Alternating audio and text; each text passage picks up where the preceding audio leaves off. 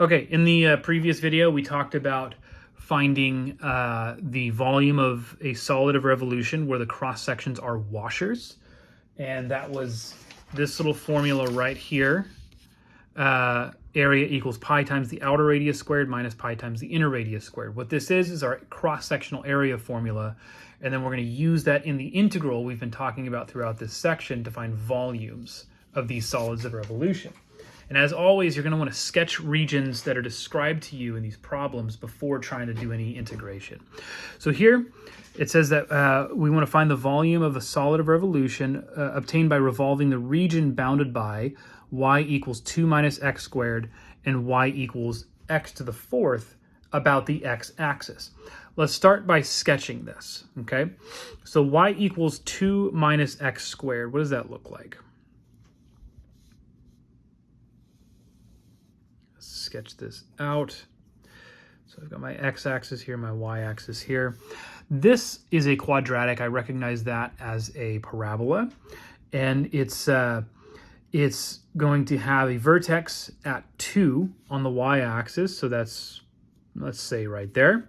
And because the negative in front of the x squared, or because of the negative in front of the x squared, it's going to open downward. So it's going to look something like this. Okay. And then that's one of the two curves that's being described here. The next one is y equals x to the fourth.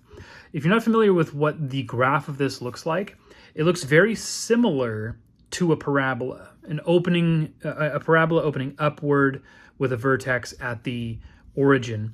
But the only difference is that it's a little less round. It has a little bit more of kind of a squarish appearance to it. And I'm not drawing this super well, but it's going to look a little bit more flattened out at the bottom and a little bit more, I guess, yeah, squarish.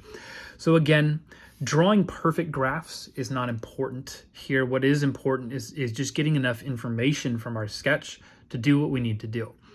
So the region bounded by these two curves is this shaded region right here.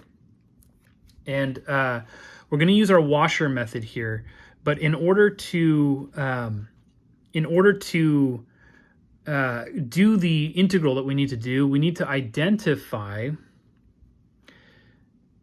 the x values here and here, okay? Because those x values are going to give us our limits of integration. And again, I did not draw this very well. I just didn't, but it's going to be good enough for what we need to do. So how do you find these x values? Well, notice they would be the x values corresponding to these points of intersection here. So I can find points of intersection of two curves by setting the functions giving me those curves equal to each other. 2 minus x squared equals x to the fourth. I would like to solve this for x. And I'm going to do that by getting everything over to one side. So I'm going to have 0 equals x to the fourth plus x squared minus 2. Okay? This can be factored. You treat it like a quadratic in the variable x squared. See if you can work this out. This should factor to x squared plus 2, x squared minus 1. That's how that factors, okay? Now, I could solve this by setting each of these equal to 0. However, this first factor right here does not have real solutions. It's going to give me imaginary solutions, and those don't show up anywhere in the coordinate plane. So the only solutions that matter are the ones that I'm going to get from this guy, x squared minus 1, which factors as well to x plus 1, x minus 1, giving me x equals plus or minus 1 as my solutions. Those would have to be those points of intersection, not there. It's there. Okay, all of that was to find limits of integration. So now let's set up our integral. Okay, my volume is equal to the integral from -1 to 1 of pi times my outer radius squared. So what is the outer radius in this case? Well, remember, we're revolving around the x-axis. Okay, so for each of my curves, I want to determine which one is closest to the x-axis, which one is furthest.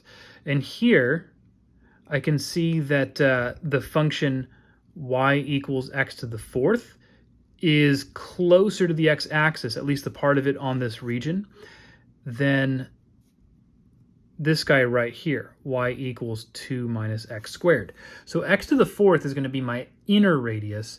2 minus x squared is going to be my outer radius. And so this is going to look like 2 minus x squared minus pi times the inner radius, which is x to the fourth. That should be squared as well. Squared. Okay, now I need to kind of wrap all of this up in square brackets, put a dx there, and that right there is going to be the integral that I want to solve. Okay, I'm going to do some helpful stuff here to integrate this thing. First of all, this pi can be pulled completely out, right? I could pull that pi out. Secondly, you may remember this from Calculus 1, but there is a very useful technique for integrating functions that have something called even symmetry. And there's another one for odd symmetry as well. But if you are integrating over an interval that's symmetric about the y-axis, so -1 to 1, these are each the same distance from 0 right here. And then if the region that you're integrating is symmetric about the y-axis. So you notice you can't tell so much because of how poorly I drew this region, but this would be symmetric about the y-axis. Then we have something called even symmetry. And we can compute this integral, which remember is basically just the area of this region. You think of that as the area of a region over the interval -1 to 1.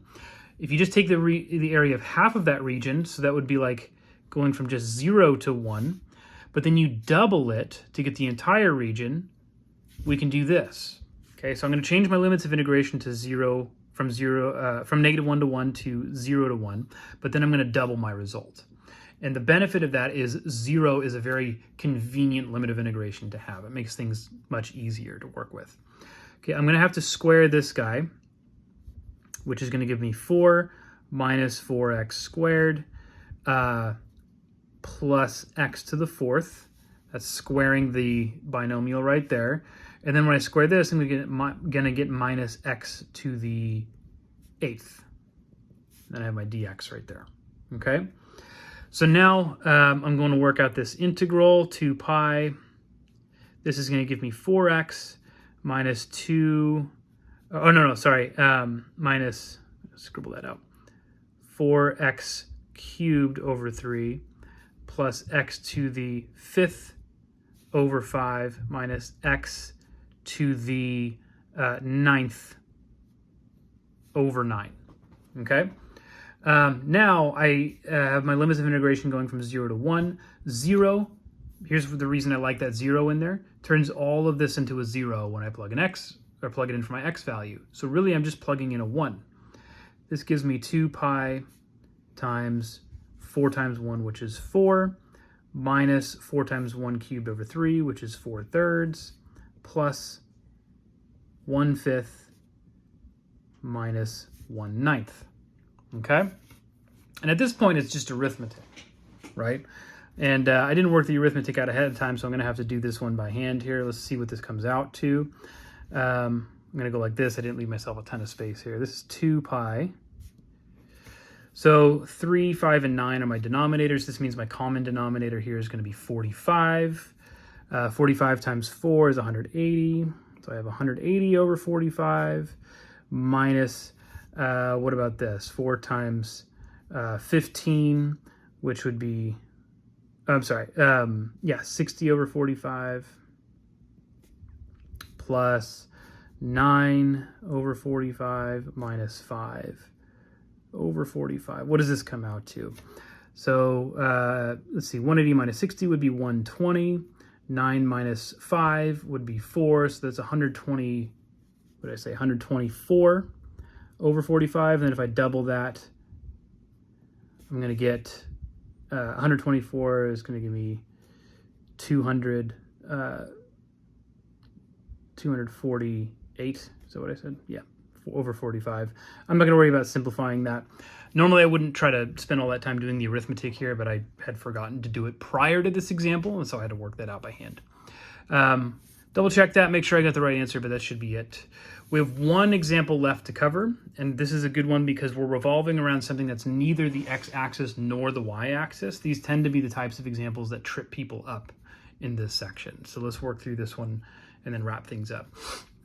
We want to find the volume of the solid obtained by revolving the region bounded by y equals sine of x, y equals cosine of x, and y equals cosine of x over this interval, 0 to pi over 4.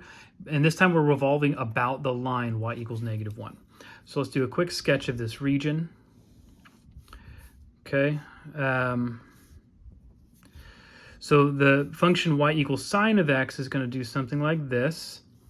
And the function y equals cosine of x is going to start up here and do something like this. Now, sine of x will also dip below the x-axis, as will cosine of x.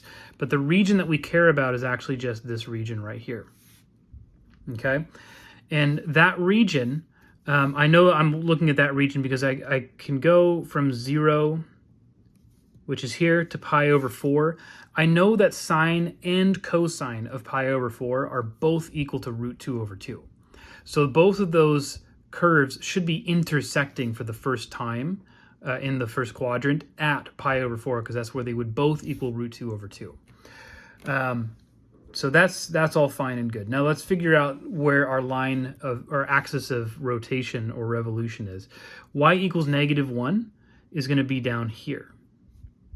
Here is the line y equals -1. Okay, we're going to take this solid and revolve it around that line. And here's where things get a little bit tricky. Remember, the formula that we're using for our integral looks like this. Outer radius, pi times outer radius squared minus pi times inner radius squared. Okay? What does that look like here? Well, here is the region. The inner radius is the distance from my closest curve to my axis of integration, or axis of revolution. I'm going to draw a little line segment that goes from my curve here all the way down to the axis that I'm revolving around. And then a second line that goes from the further function all the way to that axis of revolution. Okay, so what is the inner radius here? Well, I know that this inner radius, this line segment, part of it, the part right here, can be found by just using the function that gives me that curve. Remember, this guy right here was y equals sine of x. And this guy right here is y equals cosine of x. Okay? So this little piece right here, if this value is x, this distance is the y coordinate of that point, which would be sine of x. But that's only part of this inner radius. The other part is the rest of that line segment, which has a length of 1, because that would be the length from the x-axis to -1 down here. So the total length of that line segment is 1 plus sine of x. Okay, 1 plus sine of x. My outer radius similarly is broken up into two pieces. I have the piece that goes from here to the x-axis, and then this other piece right here, which has a length of 1. But this piece right here is going to have a length of cosine of x. So my outer radius is 1 plus cosine of x. Okay? So now I can set up my volume formula. What is my volume formula? Well, it's the integral. Remember, the x values that we're integrating over, the interval on the x-axis is given to us in the problem. We're going from 0 to pi over 4. That's this interval right here.